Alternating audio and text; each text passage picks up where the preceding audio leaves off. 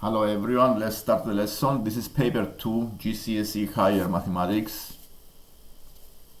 It's a past paper. The first question we are going to see is a trigonometric function. As you can see on the screen is the sine x. And the angles between 0 and 360 degrees. The question is asking to find the graph, using the graph to find the estimates of the four solutions between the interval from 0 up to 720 degrees. The first two solutions, we can find them on using this graph. This graph is between 0 and 316 degrees, and since it is a periodic graph, this graph continues up the same pattern and the same symmetry up to the 720 degrees. So, to find the first two solutions, we use the graph. So we draw a horizontal line at y equals 0.6. And using this line, we can find the estimates of the two solutions between the 0 and 180. So let's draw the line. The line is 0.6. It must be 0.6 here. So we draw the line.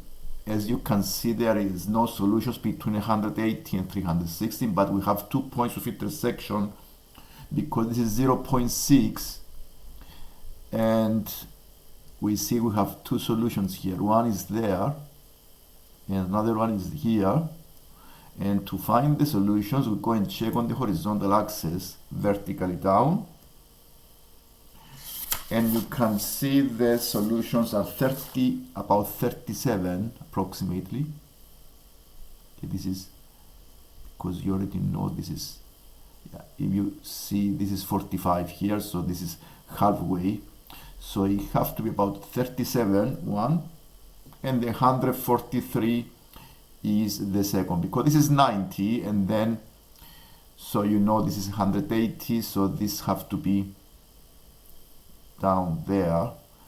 You make estimates, so this is 37.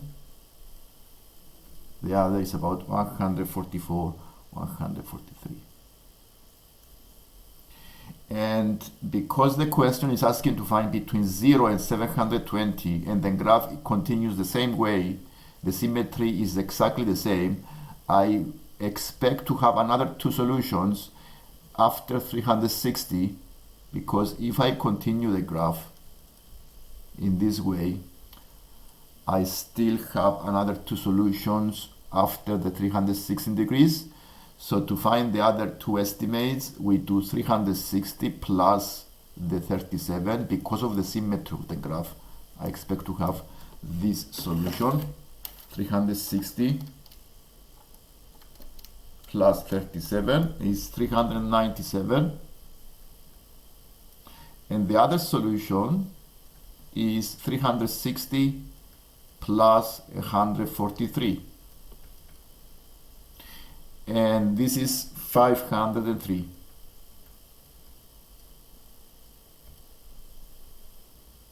So this one is 503 and 397.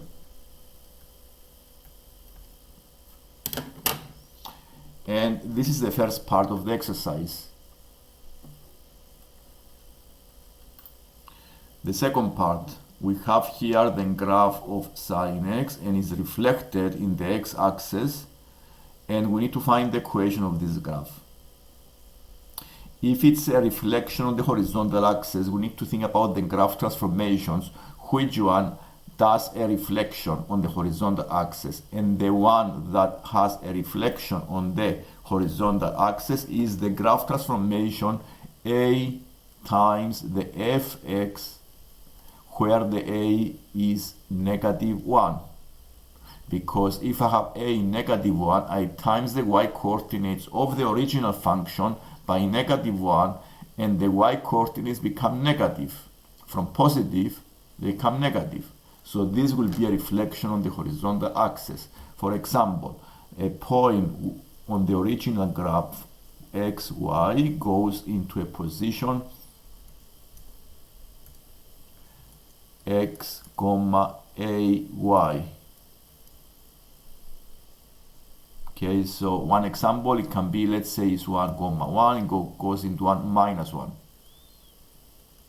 This point goes to 1, comma, minus 1. So the graph, it will be minus sine x. This is the equation of the graph that is a reflection of the sine x on the horizontal axis. The part C gives you a part of the graph that is 3 horizontal lines, 3 straight lines. This is the function fx, and we need to draw the graph of f bracket x minus 2. From this equation, we need to recognize the transformation.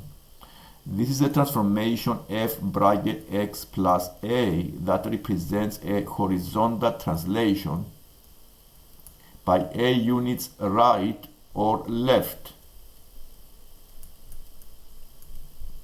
Since the a is negative 2,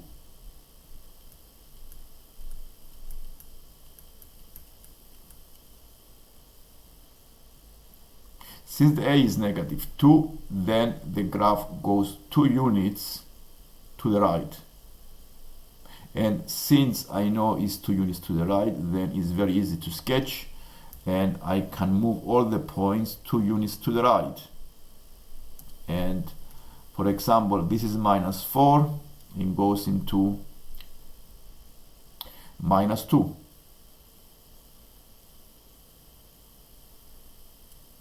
And this is this point here goes into 0, and this is goes into here 2 units, and this point goes to 4. And then I go and connect points, and I have the right graph with equation f bracket x minus 2. If you can see from the graph, this is a horizontal translation, 2 units to the right. And the reason it goes right, because the 2 is negative. And let's go to the next exercise. This is a histogram with frequency density, and the scores are on the horizontal axis. This is, some people took part in the first round of a competition, and the histogram gives information about the scores of these people in the first round. 20% of the people got a score high enough for them to qualify for the second round. Find an estimate for the score needed to qualify for the second round. So this is a frequency density graph, and since we don't know how many people there are in this competition, we can use the histogram and find the frequencies, because each bar represents the number of people in each score interval. So we need to use the bars and find the number of people in each group, in each score group. So we have, for the first bar, this is 5 times the 0.8. The 0.8 is the value on the vertical axis, and this gives us the 4.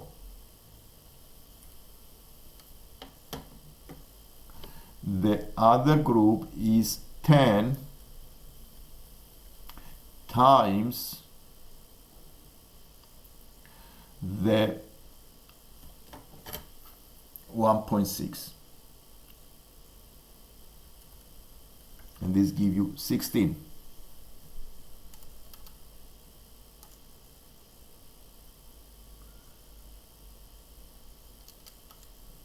And the other one is 10, this is 2.2, so it is again 10 times 2.2, this gives you 22.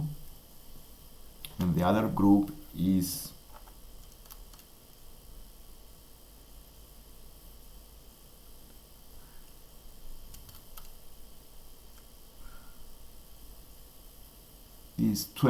is 15 times the 1.2, and this give you 18. So this, the total of these numbers is the total number of the people that took the competition. So the total is 60.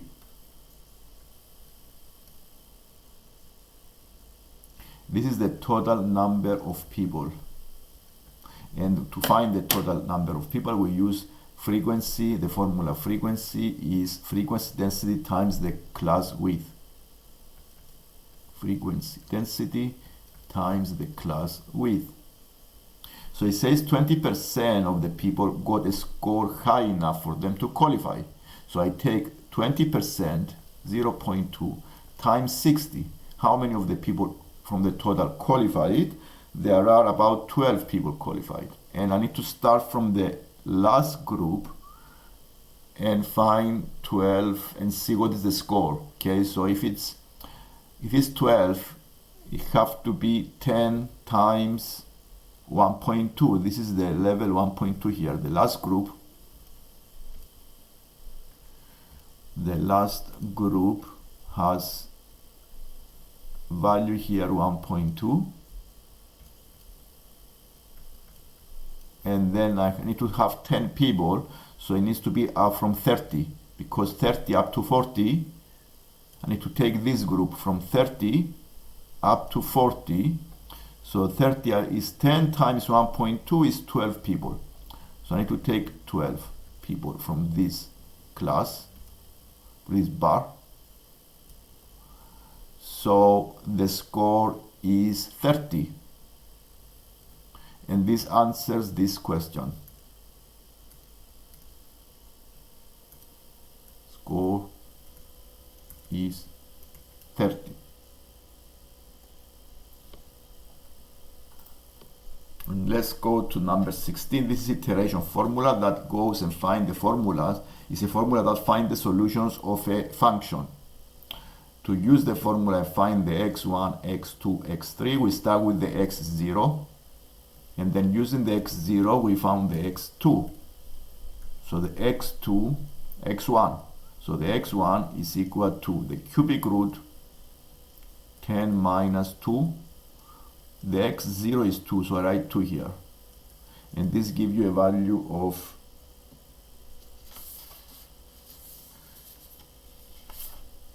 1.817. The same way I found the x2, I go and use the cubic root of 10 minus 2 times 1.817. And this gives you the value of 1.53. And to find the x3, I take the cubic root of 10 minus 2 times 1.853, and this gives us the value of 1.846.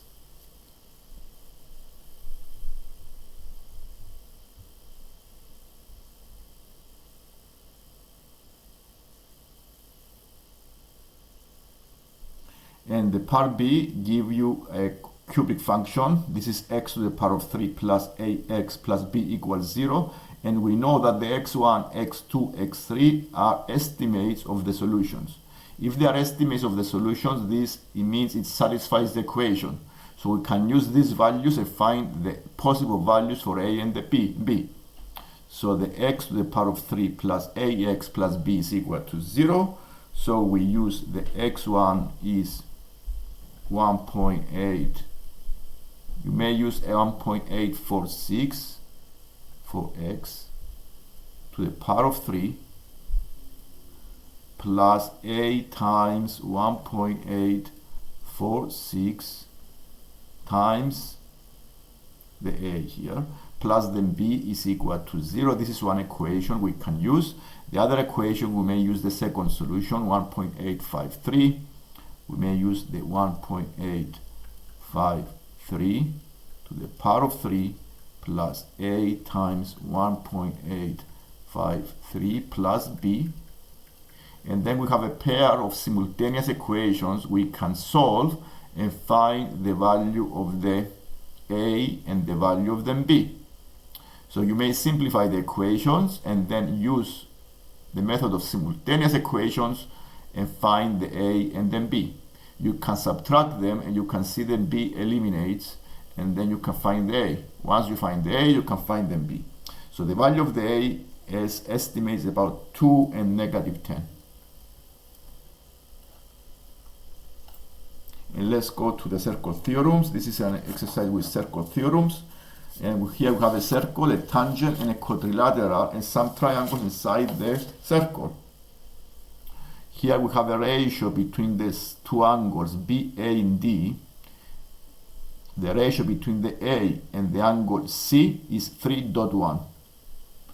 3.1 means that this is, if this is x, this is 3x. Okay, because 3.1. And we already know that cyclic quadrilateral, the opposite angles add up to 180. Quadrilateral. So we know that the opposite angles add up to 180, so we can find the value of the x. And this, the x is 45. And if I know that this is 45, I can also find the angle A. The angle X is 45 here. So the angle X is 45. And we want to find the angle SBA. SBA is this angle here. And we go to another theorem with circle theorems. This is the alternate segment theorem. Alternate segment theorem says that we're going to use the alternate segment theory here.